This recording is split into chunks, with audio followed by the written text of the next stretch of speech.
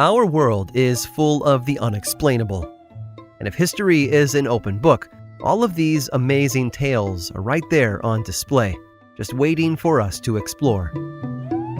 Welcome to the Cabinet of Curiosities.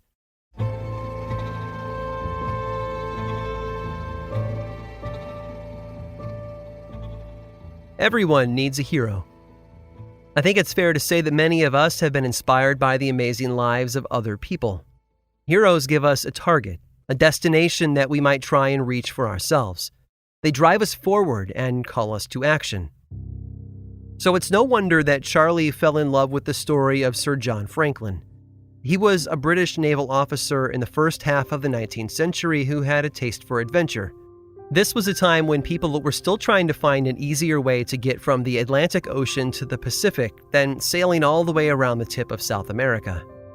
They called this elusive route the Northwest Passage and assumed that it was somewhere north of Canada, through the icy waters of the Arctic. Franklin had the experience to get the job done, too. He was a rear admiral, had served as governor of Tasmania, and over the years had already helped explore the Hudson Bay in North America. He wasn't a slouch, that's for sure. And he was a fighter, too. On one expedition that ended in 1822, he and his crew got into such dire straits that at one point they were forced to try and eat their own leather shoes. But it was his last journey that he's best known for, his own expedition to find that undiscovered Northwest Passage.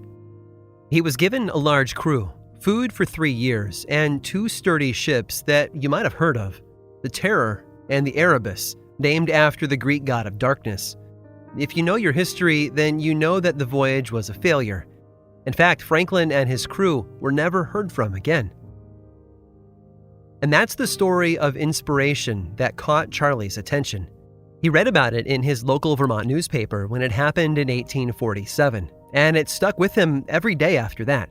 He wanted to be an explorer like Franklin. In fact, he wanted to be the explorer who found Franklin. So he set out aboard a ship in 1860 to do just that.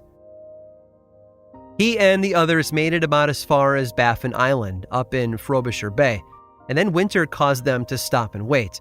He heard about Franklin from the local Inuit people, and got the impression that the legendary explorer and his crew might actually still be alive.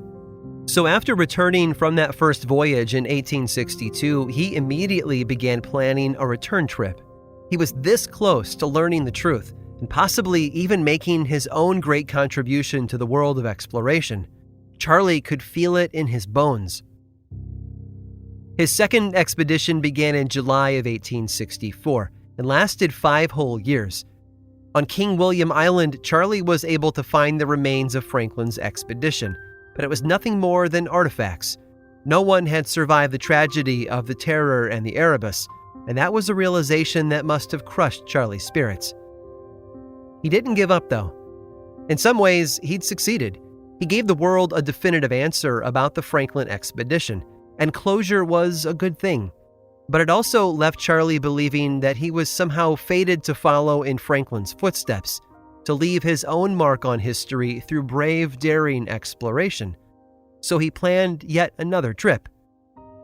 With funding from the U.S. Congress and a ship of his own, Charlie headed out in July of 1871 to try and reach the North Pole.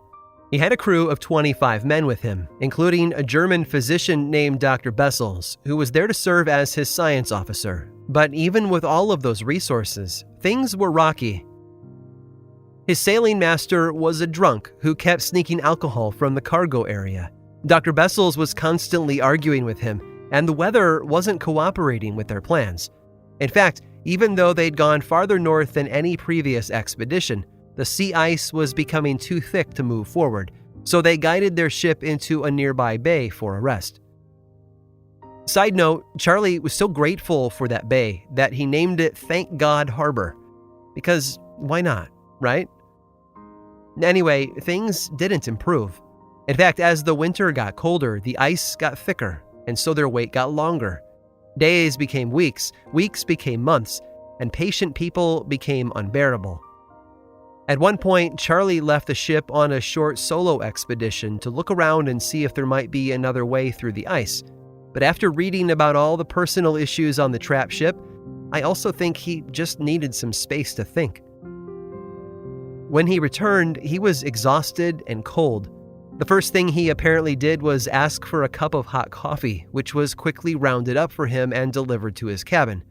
A short while later, though, he began to complain about not feeling well. Within days, he could barely talk or sit up in bed, and a short while after that, he was dead.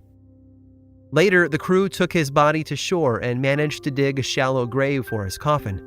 They held a little funeral there in the frigid cold, and then waited for their chance to go home. It's interesting to note that Franklin was killed by the elements, but Charles Francis Hall, as history will remember him, was killed by something else.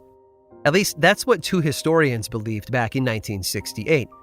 So they traveled north to Greenland, following in Charlie's footsteps to the very shore of Thank God Harbor, where they searched for his frozen grave.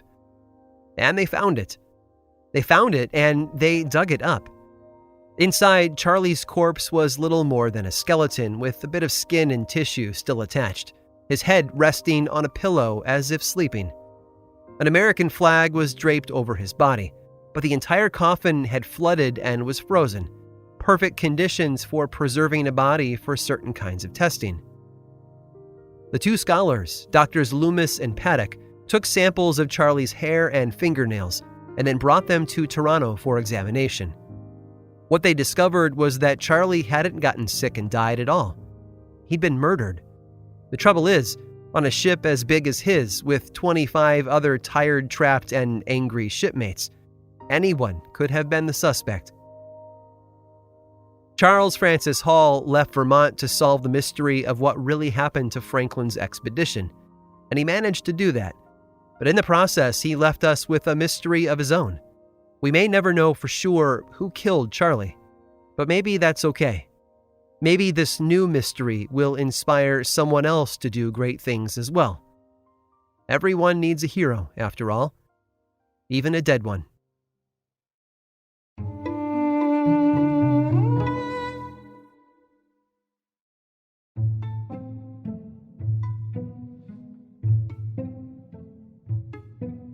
There's so much advice out there that involves our heads. Keep a level head. Don't lose your head.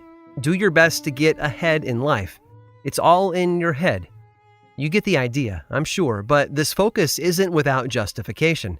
Think of all the rulers, traitors, criminals, and soldiers who have literally lost their heads over the span of history, and, well, it's almost become normal. In November of 1904, Michigan business owner Herbert Hughes was getting ready for his hotel's weekly Sunday dinner.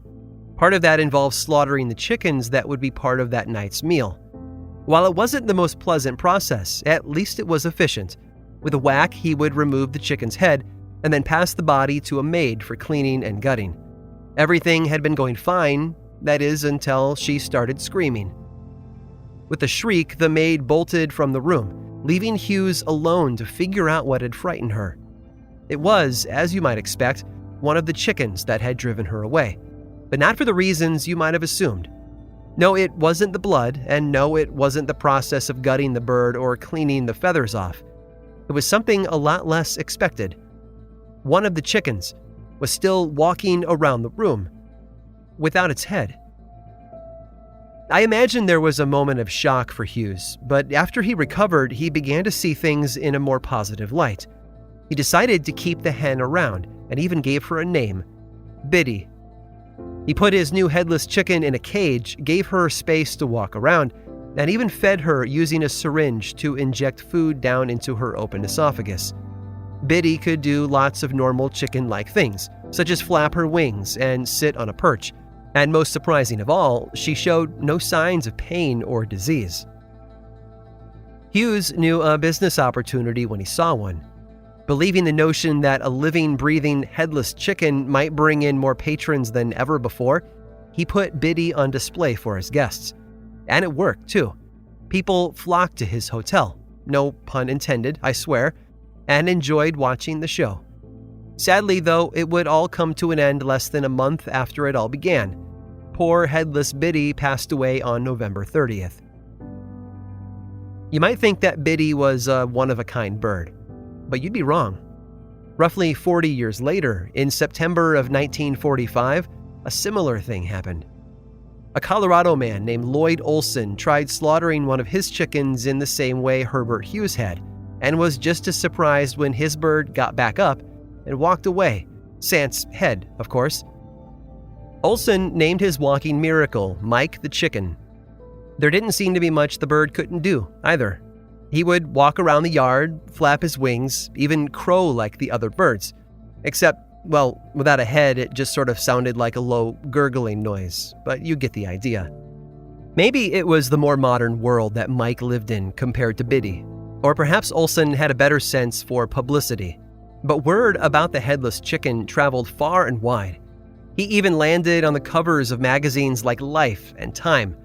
Olson took the bird on the road, too, traveling with sideshows and giving folks across the country a chance to lay eyes on the bird who lived. Sadly, in March of 1947, nearly 2 years after losing his head, Mike got a kernel of corn caught in his throat while out on the road. Olson had forgotten his cleaning and feeding tools at the show the day before, and so he was helpless to remove the corn. With no way of saving his beloved bird, Olson had no choice but to say goodbye. Even now, 70 years later, Mike's hometown of Fruita, Colorado, remembers the remarkable chicken with a special holiday held in his honor. Mike the Headless Chicken Day celebrates the creature's short yet determined life with a series of events, including a 5K run, egg tosses, and live music, including, of course, the chicken dance. It sounds unbelievable, I know. One chicken surviving a beheading is amazing, but 2 chickens, well, that almost seems too good to be true. Scientists say it has to do with the way a chicken's brain sits inside their head. Unlike our own brains, theirs rests at a 45-degree angle near the top of the skull, and basic motor functions are carried out by the brain stem. So if the head is removed in a sloppy manner, at just the right angle, the brain stem might actually remain intact, giving the chicken a second chance at life. Some might say chickens represent the best of us. They're caring, social creatures. They share child-raising duties, and they fiercely protect their own. But perhaps there's one new lesson that Biddy and Mike can teach us, even after all these years. Don't lose your head, but if you do, try to make the best of it. I hope you've enjoyed today's guided tour of the Cabinet of Curiosities. Subscribe for free on Apple Podcasts or learn more about the show by visiting curiositiespodcast.com. This show was created by me, Aaron Mahnke, in partnership with How Stuff Works. I make another award-winning show called Lore, which is a podcast, book series, and television show, and you can learn all about it over at theworldoflore.com. And until next time, stay curious.